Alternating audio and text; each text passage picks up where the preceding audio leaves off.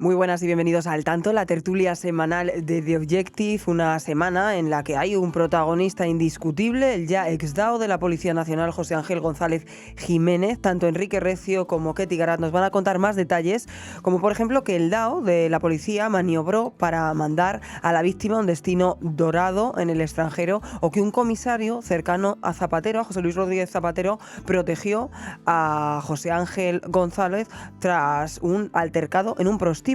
Pero vamos a seguir una semana más conociendo también más detalles sobre el caso Pegasus, de la mano, como no, de nuestro compañero Pelayo Barro. Y hay más cuestiones, porque Enrique Morales nos va a hablar del intenso incremento patrimonial de otro de los personajes del momento y que está de plena actualidad, como el exministro socialista José Bono. Arrancamos ya.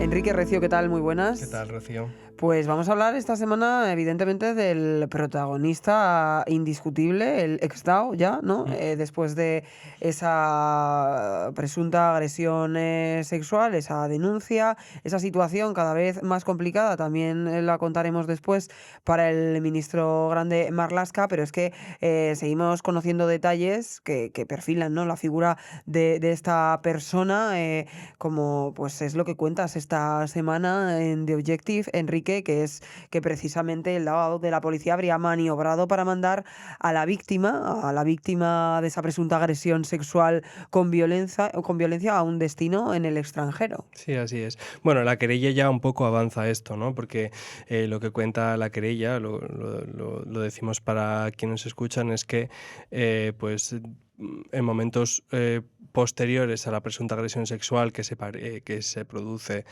por parte del director adjunto operativo contra una subordinada, ¿no?, una inspectora de la Policía Nacional, cuando se producen los hechos posteriormente, los 3 meses posteriores, pues él la llama, según el relato, recordemos, de esta querella, le llama incesantemente por teléfono, mantiene conversaciones por mensaje, ella no quiere hablar con él, y hay un momento en el que él recurre a su asesor, que también ha sido cesado, al comisario Óscar San Juan, para que le deslice, que le pida lo que quiera y que le diga qué destino quiere y que se lo comente por WhatsApp, ¿no? Para mantenerla callada, claro, Claro, para obviamente. comprar su silencio es lo que mantiene, ¿no?, el abogado de la víctima en la querella, que ha sido admitida a trámite y que se está investigando en el juzgado de la mujer número 8 de Madrid. Entonces, en línea con esto, lo que me han contado diversas fuentes es que el mando también maniobró con la División de Cooperación Internacional, ¿no?, que digamos que es la que se encarga de gestionar los puestos en el extranjero de los agentes, ¿no?, que son puestos muy codiciados, que se pagan muy bien.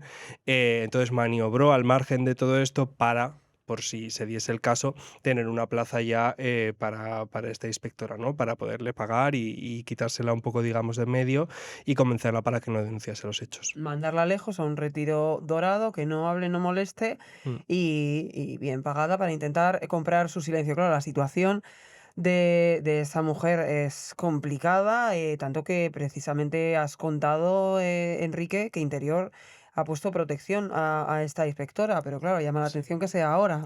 A ver, yo creo que, claro, con esta información creo que hay un poco de confusión, porque además el Ministerio no nos ha querido contar qué tipo de protección y por qué se le pone protección ahora. Yo creo que va más encaminado a que se comenta, ha denunciado el propio abogado, que se ha filtrado el nombre de la víctima entre grupos de policía. Entonces, yo creo que Interior, al enterarse de este asunto, le ha ofrecido una escolta para determinados momentos a la víctima, pues por si alguien la reconoce y puede tener algún tipo de problema. No creo que esté relacionado tanto con la violencia de género por la denuncia de la presunta agresión, sino más, pues, digamos, por lo que pueda suceder de aquí en adelante, ya que el abogado ha dicho que la víctima, pues, se siente un poquito aterrada por toda la trascendencia que Claro. está teniendo el asunto. Enrique, claro, esta semana, con toda esta gravísima situación, el propio ministro Fernando Grande Marlaska, pues ha hablado, y entre otras cosas ha venido a decir que, oye, si la víctima, si la presunta víctima no se ha sentido apoyada por él, o no se ha sentido apoyada por el ministerio, que él dimitiría. Pero claro, es que las pruebas cada vez son más contundentes, que precisamente la respuesta a esa pregunta o esa afirmación del ministro es bastante clara. De hecho, esas pruebas, como tú cuentas en The Objective, de la víctima están acorralando a Interior. Nadie se cree que no supiese el ministro lo que había sucedido, sino todo una parte. Que no lo supiese el ministro o al menos las más altas instancias de la Dirección General de la Policía, ¿no? Al final, claro, el ministro ha dicho que no lo sabían, que se enteraron como 2 horas antes de que trascendiese la noticia, pero claro, es verdad que la querella aporta pruebas muy contundentes, ¿no? Cabe destacar que todavía esos audios, ¿no? Los audios de la violación, los audios, digamos, del ofrecimiento del comisario de Óscar San Juan para un puesto que quisiese ya no se han incorporado todavía, pero cuentan con esas pruebas y se incorporarán más adelante en el proceso judicial. Claro, cuesta creer mucho que no lo supiese nadie, o sea, que se quedase encapsulado el asunto solo en el DAO y en su asesor y mano derecha. De hecho, bueno, lo que ya está trascendiendo es que había más gente en la Junta de Gobierno o en el círculo más próximo del DAO, que recordemos que es el número 2 de la policía, no es el máximo mando operativo y que tiene, pues, como el gobierno a sus ministros, pues la policía, el DAO tiene a sus ministros con cada competencia, ¿no? Entonces, pues bueno, está habiendo ahí como un juego de tronos y por ver ahí quién mantiene la silla. Ha habido hubo como un gabinete de crisis este miércoles. El director general de la policía, Francisco Pardo, convocó a todos estos, digamos, ministros, ¿no? A todos los comisarios generales para tratar de solucionar la crisis.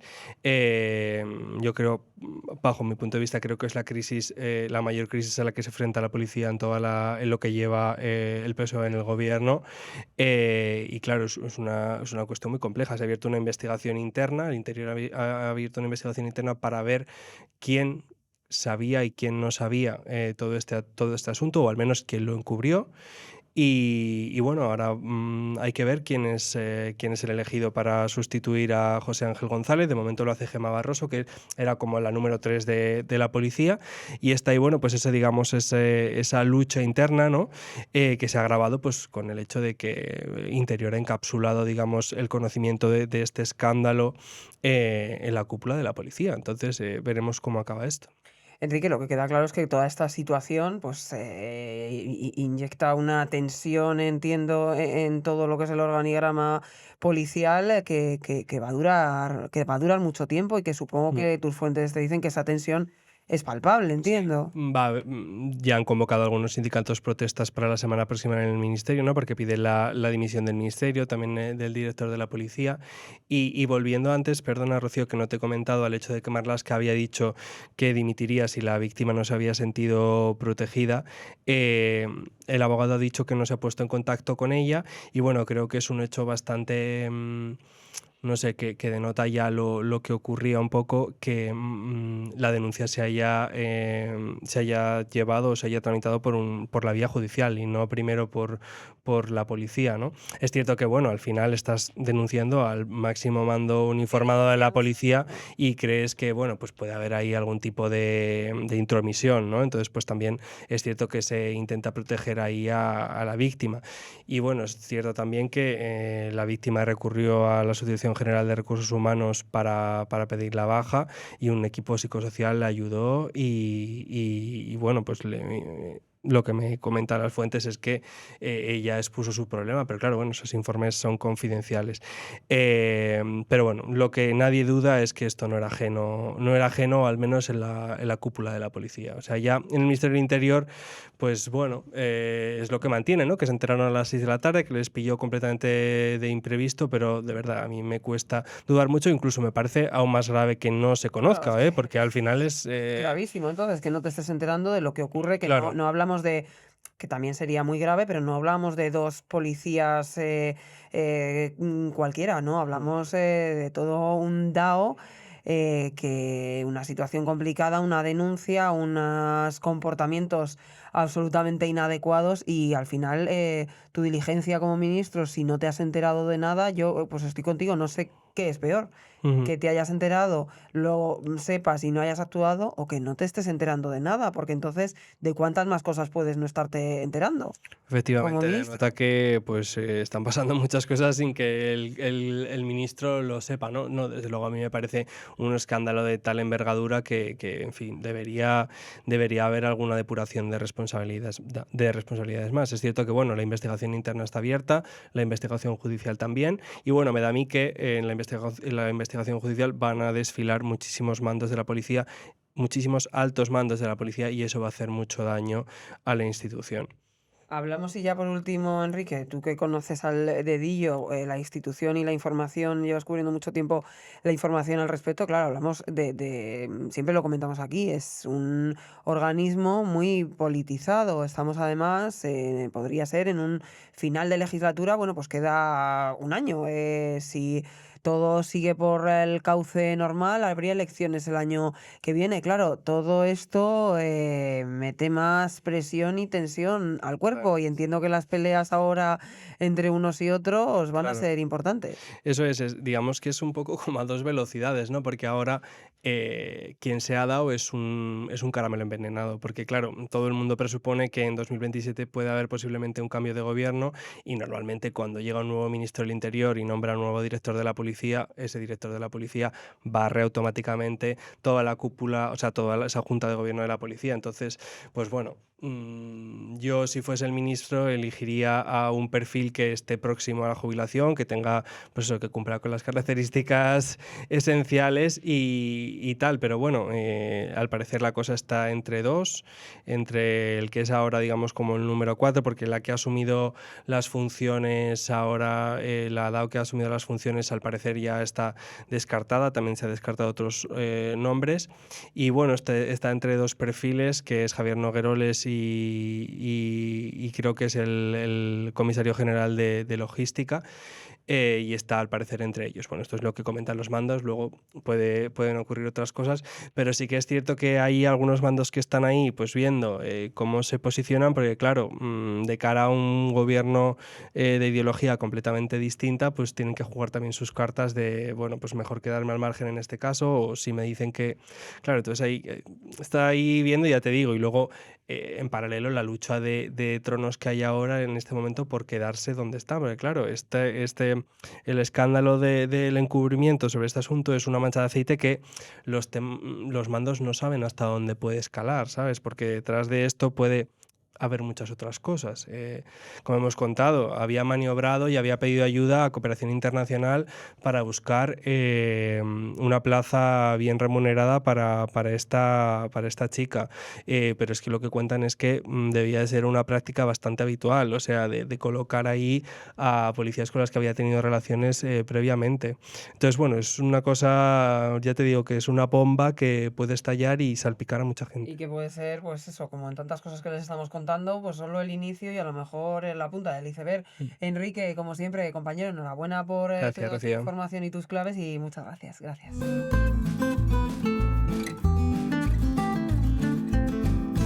Ketty Garat, ¿qué tal? Muy buenas. ¿Cómo estás, Rocío? Pues una semana más que pensamos que no van a seguir ocurriendo cosas, o que no puede ocurrir nada más importante que lo anterior, pero es que la actualidad manda y no deja de sorprendernos, y el protagonista indiscutible de esta semana es el DAO, sobre todo de los últimos días, el ex DAO ya de la Policía Nacional, tras esa presunta violación, presunta agresión sexual violenta de José Ángel González Jiménez. Esta semana publicáis, tanto Teresa Gómez como tú, más información al respecto de la figura de este ex DAO, ya, como decimos, tras su dimisión, y que perfilan un poco pues cómo era su personalidad, o por lo menos dan más detalles de esas características del personaje. Y es que un comisario cercano a Zapatero le protegió tras un altercado en un prostíbulo. ¿Cómo fue esto? Yo creo que es una información muy relevante porque nos permite remontar precisamente bueno, pues las andanzas del DAO, del director adjunto operativo de la Policía Nacional, hace 27, 28 años. Estamos hablando del año 98, 99. 2019, cuando estaba destinado precisamente allí en Valladolid y cuando se produce precisamente un altercado en un prostíbulo llamado El Latino en Valladolid, muy conocido. Fue después de una cena de promoción. Bueno, pues tras esa cena se toman unas copas en ese local, en ese prostíbulo, y se produce un incidente por el cual incluso pues llega a haber una agresión física a dos prostitutas, según nos cuentan a nosotras, y se produce, bueno, pues un parte policial, un incidente, un enfrentamiento precisamente entre la policía y los miembros de seguridad de ese puticlub, conocido en Valladolid, y a partir de ese momento sabemos que intervienen mandos, personas muy cercanas, vinculadas al expresidente José Luis Rodríguez Zapatero. Y estamos hablando nuevamente de Segundo Martínez, el excomisario de policía, ex jefe de seguridad de Zapatero, que es la persona que se encarga a partir de un tiempo después, porque en ese momento no era el jefe superior en esa provincia y en esa ciudad, de tapar todo este asunto, de ocultarlo y de que no trascendiera públicamente. Conociendo estos hechos, que conocen muchos mandos policiales, hoy conocemos todas las informaciones que hablan de un presunto delito de agresión sexual y de violación de José Ángel Martínez, de Jota, del exdao de la Policía Nacional, a una subordinada de agente de la Policía Nacional. Pero este asunto viene, insisto, de hace 27 años y es un incidente, un altercado que conocen muchos miembros, desde luego toda la cúpula de la policía y muchos miembros de la Policía Nacional actualmente en activo. Y que a pesar de ese altercado, él sigue ascendiendo y sigue ascendiendo hasta ser precisamente director operativo DAO de la Policía Nacional, con esos antecedentes, ponemos entre comillas, pero bueno, con ese pasado. Con ese pasado que bueno, es curioso que él siga y siga ascendiendo en esa situación. De esta información también deriva otra que también es de muchísima relevancia y que habéis publicado esta semana, y también obviamente relacionada con la figura una vez más de José Luis Rodríguez Zapatero y de su hombre clave en la policía, en un momento en el que, claro, se está investigando todo el tema de Plus Ultra y él pues está bastante salpicado. Antes de nada decirte que sigue ascendiendo, incluso modificando y retorciendo la norma para mantenerle precisamente en ese ascenso, que eso es lo que ocurrió con el Real Decreto de las ayudas de la DANA, cuando se suspende precisamente la norma general para la limitación a los 65 años de ascenso en el Cuerpo Nacional de Policía, y lo que hace el Gobierno básicamente es prorrogar sin edie, sin fecha tope, más allá de los 65 años, esa permanencia en el cuerpo o en la Dirección Adjunta Operativa de la Policía Nacional a José Ángel Martínez, alias Jota. Lo que me preguntas, yo creo que esta información es muy relevante. ¿Por qué? Porque lo que nos llevan contando desde hace ya bastantes semanas, y tiene mucha enjundia el tema, es la existencia de una cloaca policial en Interior. Es que Zapatero, el expresidente del Gobierno, maneja precisamente en la sombra la cúpula de la policía, que tiene más poder Zapatero que Marlaska, y que lo tiene gracias a Segundo Martínez, que es el hombre que tapa precisamente ese altercado en un prostíbulo, gracias a Paco Pardo, el actual director de la Policía Nacional, y gracias a Jota, el director adjunto operativo de la Policía Nacional. Es un tridente, ha caído una pata del banco, y por lo tanto, del banco con 3 patas, pero una pata del banco. Entonces, se ha quedado sin un hombre clave. Es un hombre clave, pero sobre todo hay que leerlo desde otra óptica, o por lo menos como nos lo leen a nosotros, miembros de la Policía Nacional y mandos de la Policía Nacional, es precisamente desde esta óptica. Ojo, porque aquí está habiendo algún movimiento precisamente para desmantelar, al margen de, evidentemente, de la denuncia por violación a esta mujer, absolutamente fundada, porque además está documentada o soportada documentalmente con una prueba, un audio de 40 y pico minutos, pero aquí está movimientos para desmantelar esa cloaca policial en un momento clave, porque estamos en el cénit de la investigación judicial de la relación de José Luis Rodríguez Zapatero con el rescate de Plus Ultra, después de que afloren los pagos de Julio Martínez Martínez a través de la empresa Análisis Relevante al expresidente del Gobierno, Empresa, por cierto, que a su vez constan documentos en los cuales se acreditan informes sobre el rescate de Plus Ultra.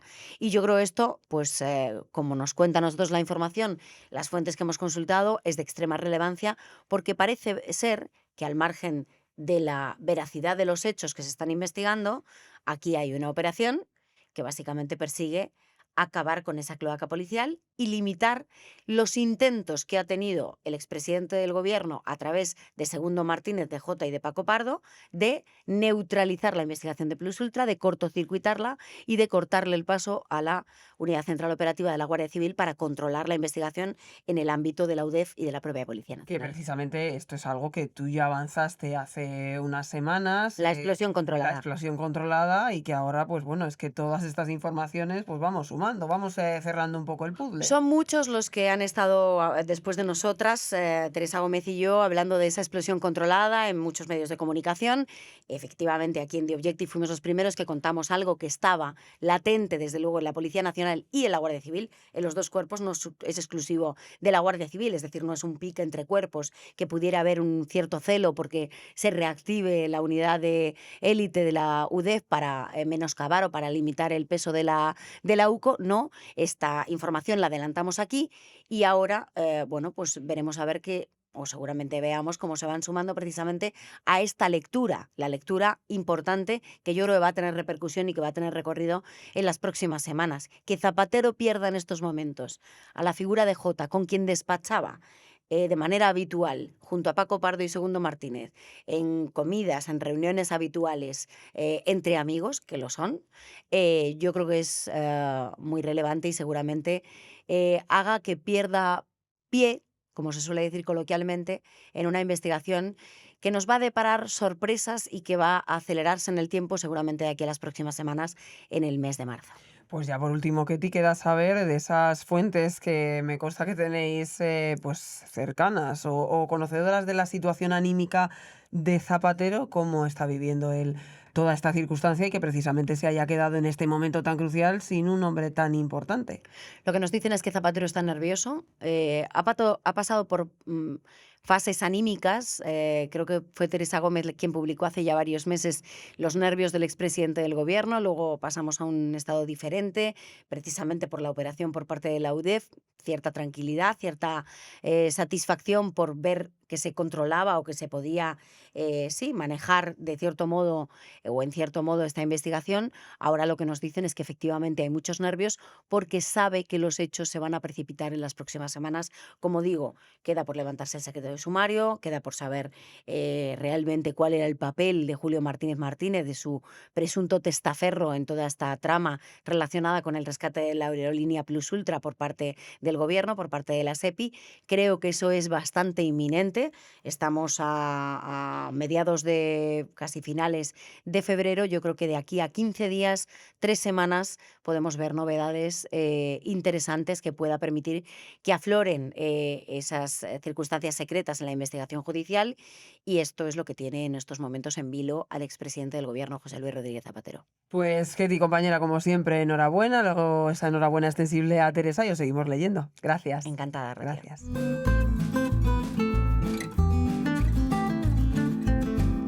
Pelayo Barro, ¿qué tal? Muy buenas. Muy buenas, ¿qué tal? Una semana más te tenemos aquí, Pelayo, porque la verdad que este caso Pegasus y todo lo que estás contando es sin duda muy relevante. Vamos a recordar lo que contabas la semana pasada, que eran cuestiones novedosas que no se sabían sobre este asunto. En exclusiva, Pelayo nos contaba que precisamente todo lo de la investigación al presidente, la vigilancia al presidente, el gobierno la conocía un año antes de lo que nos contó, y también contabas el lugar, fue en un viaje a Ceuta.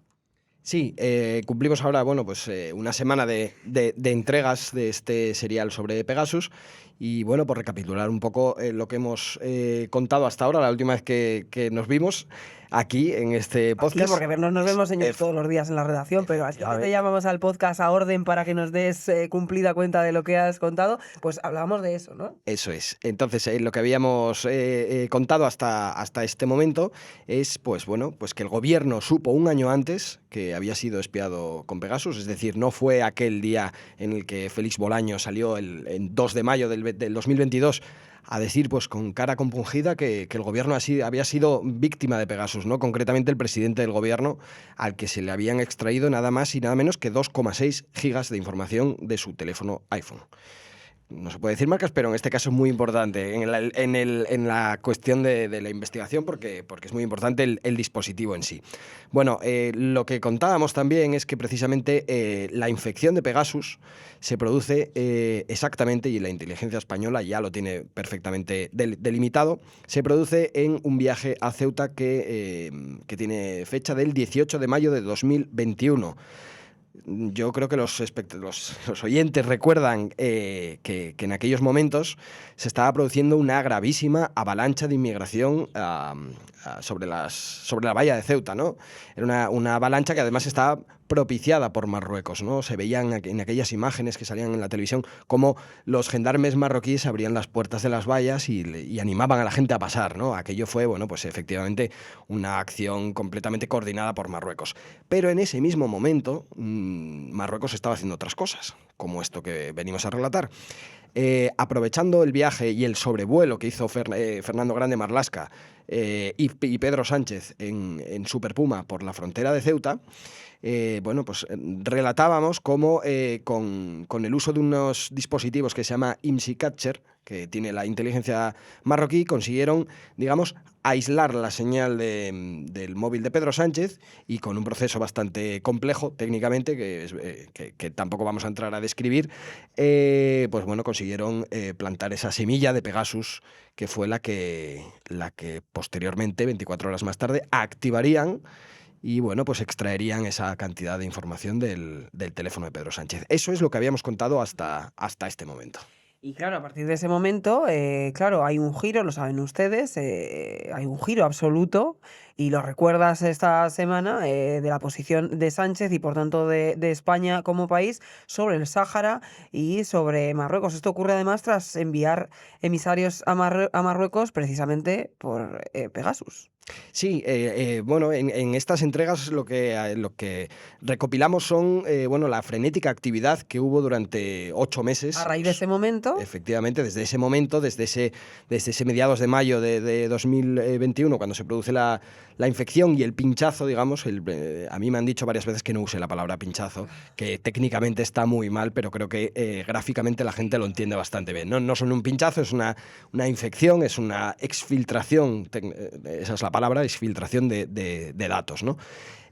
Bueno, como iba diciendo, en esos 8 meses se producen una serie de encuentros y desencuentros en los que participa la inteligencia española, la inteligencia israelí y, bueno, también inteligencia francesa, porque hay que recordar que Emmanuel Macron también es espiado y todos los síntomas de la infección también apuntan a Marruecos, y en esas mismas fechas.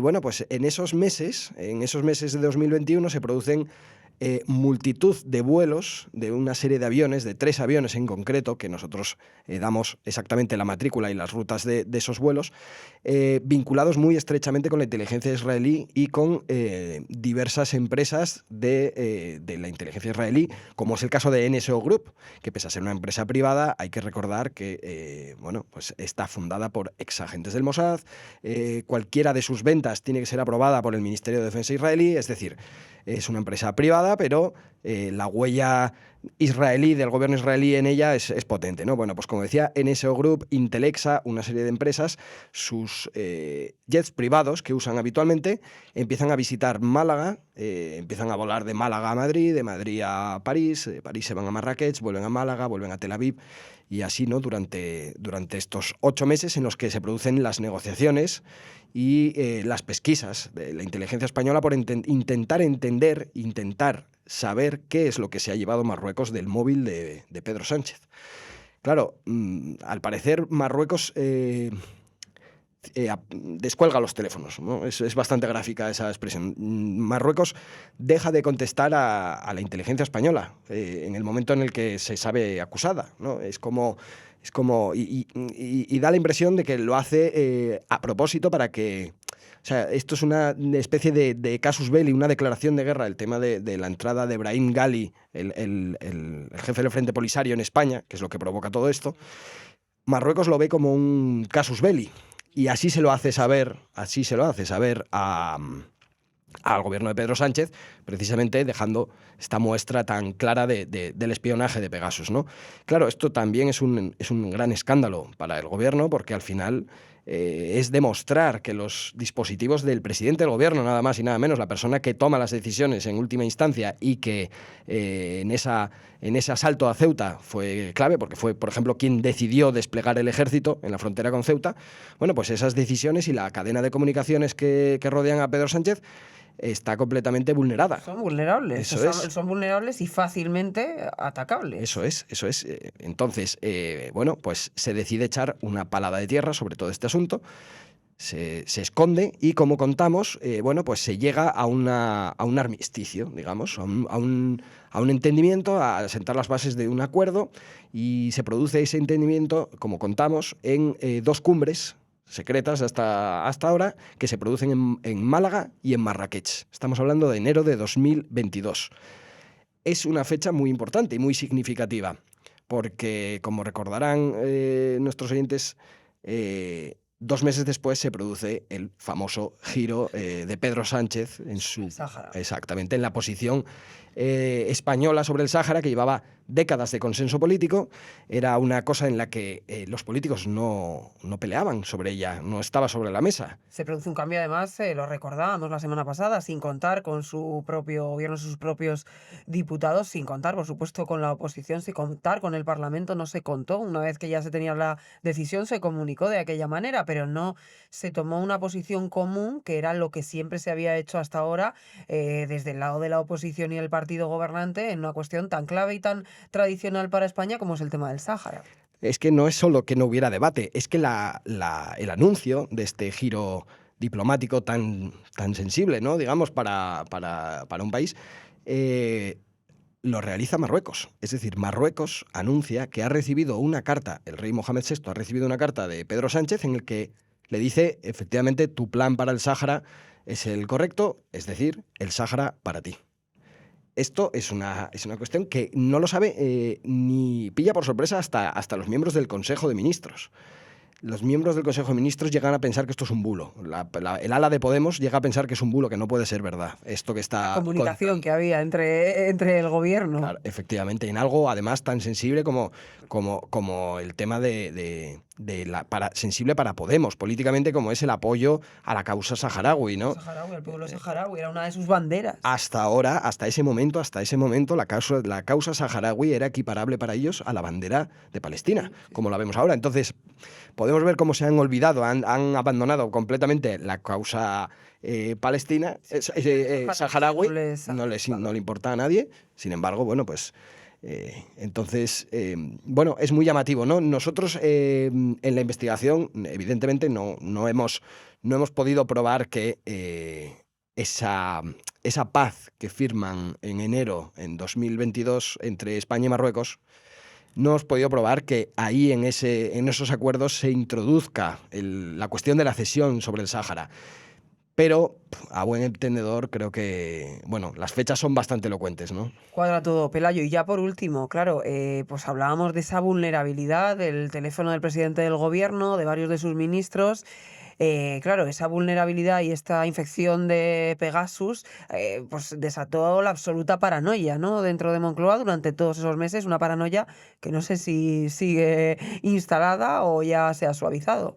Sí, y esta es una parte bastante interesante de todo este serial, porque bueno, nos vienen a relatar cómo en esas primeras semanas, en esos primeros meses, desde que se conoce internamente la crisis de Pegasus, el espionaje de Pegasus a Pedro Sánchez, bueno, pues las unidades de seguridad informática de Moncloa se dedican a, bueno, pues rastrear los teléfonos móviles que hay en el Palacio Presidencial en busca de este sistema espía, a ver si hay alguien más que esté contagiado, ¿no? Claro, ¿qué pasa? Que en aquel momento tenían una falta de medios brutal. Para que nos hagamos una idea, la herramienta que utilizaban para detectar Pegasus había sido diseñada por Amnistía Internacional, es decir, una ONG le había facilitado al Servicio de Inteligencia Español la herramienta para detectar si estaba siendo espiada por un país extranjero. O sea, hagámonos a la idea, ¿no? Es decir, se lo podían descargar cualquier persona de Internet abiertamente esa herramienta, como a día de hoy se puede seguir descargando. ¿Qué ocurre? Que esa herramienta era muy poco fiable y sus resultados eran bastante extraños, presentaban anomalías, lo que ahora creen que son falsos positivos, ¿no? Por eso explicábamos que en la causa judicial el CNI presentó un informe en el que decía que había habido un pequeño pinchazo sin exfiltración de datos en octubre de 2020. Era muy, muy extraño esto, porque la fecha, efectivamente, pues, no había habido ni pinchazo ni nada, pero bueno, digamos que cambiaba bastante toda la historia, ¿no? Ahora creen que ese pinchazo fue un falso positivo, ¿no? Que no existió. Y así también lo relacionan con pues otros episodios de Pegasus que encontraron en Moncloa, porque nos decían es que había Pegasus hasta en móviles de personal de cocina. Es decir, se habían encontrado, claro, ¿qué pasa? Que esto es muy, muy gráfico y a mí me lo explicaron así y dije, lo entiendo perfectamente. Todo el mundo se acuerda cuando empezó la pandemia que había unos test para detectar el COVID que eran muy malos, tenían una fiabilidad muy mala, ¿no? De aquellos que comprabas en farmacia y que lo hacía y que se decía, buah, a saber si lo tienes o no, porque esto es un falso positivo y tal y cual. Bueno, pues es exactamente lo mismo lo que pasaba en aquel momento, ¿no? ¿Qué pasa? Que bueno, pues aquello provocó a una absoluta paranoia en Moncloa, ¿no? Se empezaron a hacer cosas que no se hacían hasta entonces, como por ejemplo guardar los teléfonos móviles de ministros en bolsas Faraday. Estas bolsas son unas bolsas que están hechas de un material metálico y claro, cuando tú apagas el teléfono y lo metes en esa bolsa, ese teléfono es irrastreable y no puede ni entrar ni salir ninguna conexión, ¿no? O sea, es decir, la absoluta paranoia y que había en ese momento en el equipo de Pedro Sánchez era abismal. Madre mía, lo que no sabemos es si esa paranoia continúa o no. Eso ya pues para próximas entregas. Pelayo, como siempre, compañero, enhorabuena por este serial, por toda tu investigación, porque la verdad que has arrojado luz sobre un tema que lleva mucho tiempo en ocultismo y con muchas nubes encima y has aclarado muchas cuestiones que sin duda pues ya saben ustedes qué hay detrás y saquen las conclusiones del cambio y el giro estratégico de España con la política en cuanto al Sahara y esta infección, ¿no? Con Pegasus. Y queda por saber que eso, pues probablemente se sepa en algún momento qué había en esos miles de documentos incautados, robados por el gobierno marroquí. Pelayo, como siempre, muchas gracias. Gracias. Gracias.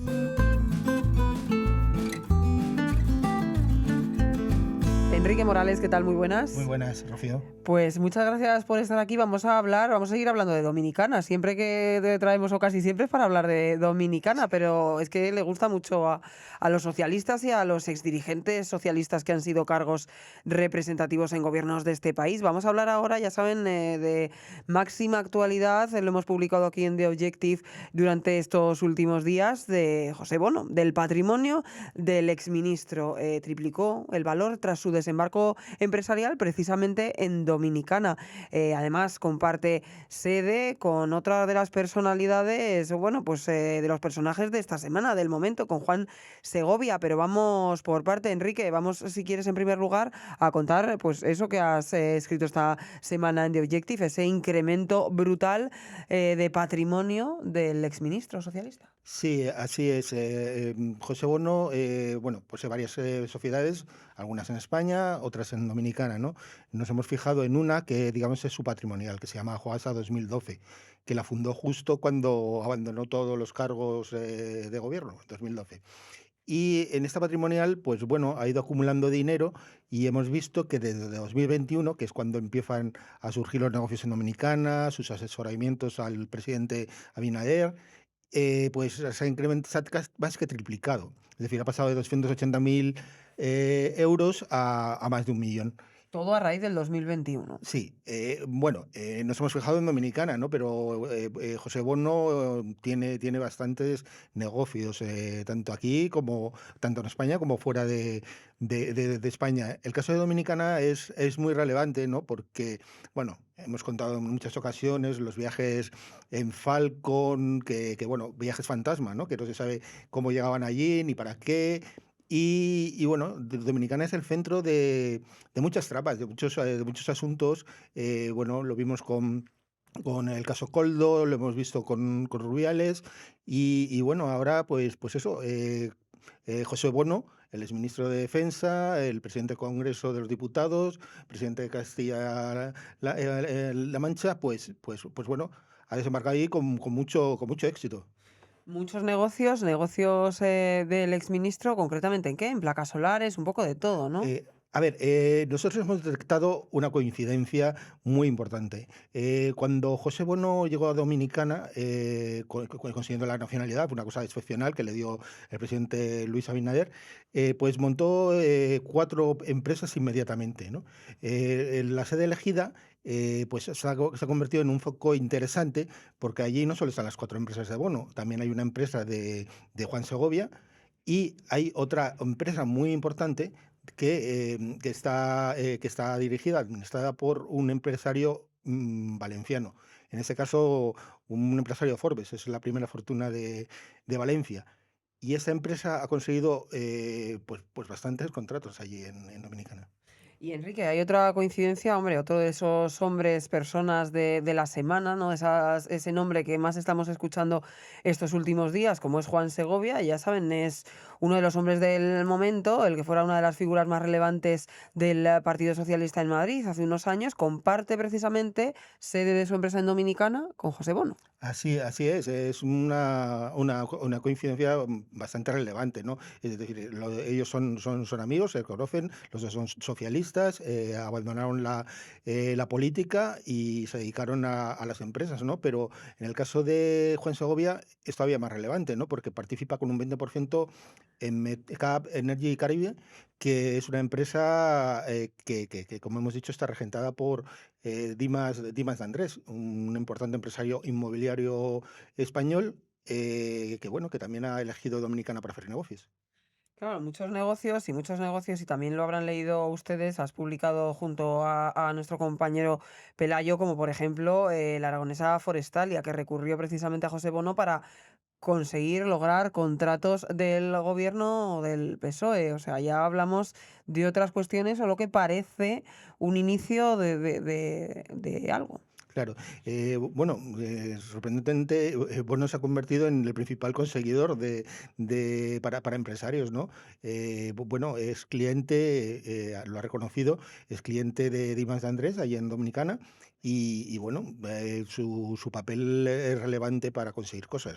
Y en el caso de Forestalia, lo mismo. También, pues eso, seguramente ha tenido también algún vínculo con el giro político que se ha podido dar España en Marruecos con respecto al Sáhara. También José Bono ha viajado mucho a Guinea Ecuatorial, a Marruecos. Y allí, además, bueno, también lo hemos contado, tiene 5 inmuebles en Tánger, muy cerca del foco de Tánger, y en un lugar interesante, no de lujo, pero bueno, es relevante también. Sin duda, Enrique, gran patrimonio de Zapatero, gran patrimonio de Bono y seguiremos contando porque a mí me da que esto es el inicio, pues bueno, de muchas más noticias y de mucha más información. Gracias, compañero, Muchas gracias. como siempre. Y gracias también a todos ustedes, ya saben, pueden encontrarnos en www.theobjective.com, en todas nuestras redes sociales y, como no, en su plataforma favorita de podcast. Un abrazo.